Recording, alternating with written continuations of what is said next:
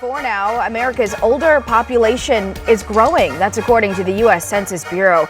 New data showing the number of Americans who are 65 and older rose by just about 3% last year. And get this, the number of people under the age of 18 went down slightly. There are still about 12 million more children than adults nationwide, but that gap is narrowing as baby boomers get older and birth rates continue to decline.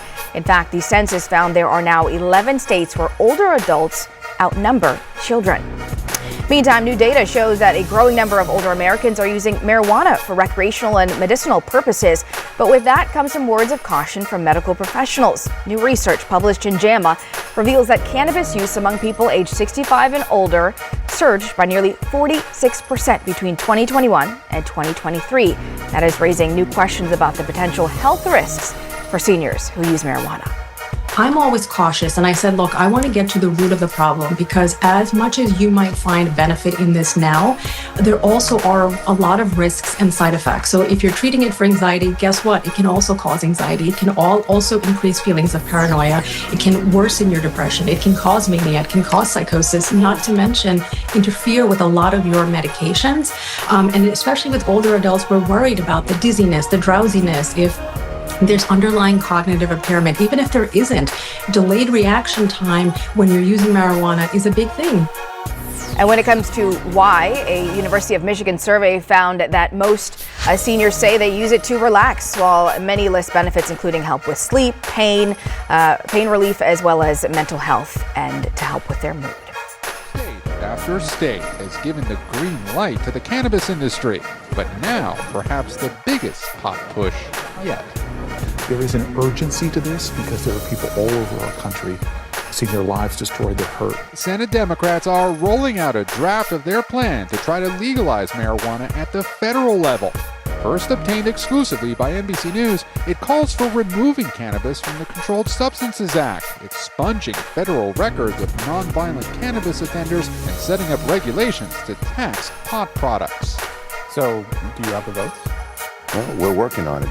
Working on weed are Senate Majority Leader Chuck Schumer, New Jersey Senator Cory Booker, and Oregon Senator Ron Wyden, the chair of the Finance Committee. We legalized in adult use in 2014. And oh my goodness, the skeptics said that Western civilization was going to pretty much end.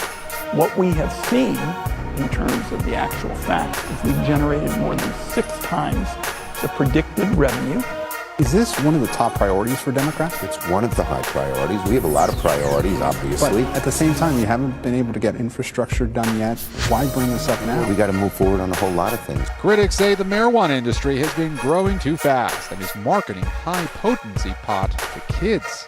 I think we can expunge records, we can, not prosecute low-level use, not give someone a criminal record, but we don't have to go to the other extreme of, pot gummy bears and 99% THC dabs. Supporters of federal legalization argue communities of color are still disproportionately incarcerated for a drug already legal in many states. 18 states plus D.C. allow recreational pot use. 37 plus D.C. allow medical marijuana.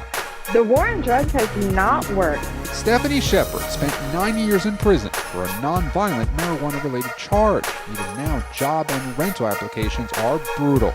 This legislation would change that. What has a drug conviction done to your life? Changed it completely.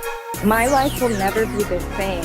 What's also changed dramatically is Americans' views on weed. Back in 1969, only 12% backed marijuana legalization. Now, 68% do. More and more people across the political spectrum on it. And so it's going to roll. It's going to roll. But those Senate Democrats face an uphill battle, not just with Republicans, but also with some in their own party, including President Biden. The White House press secretary today notably did not endorse the new legislation.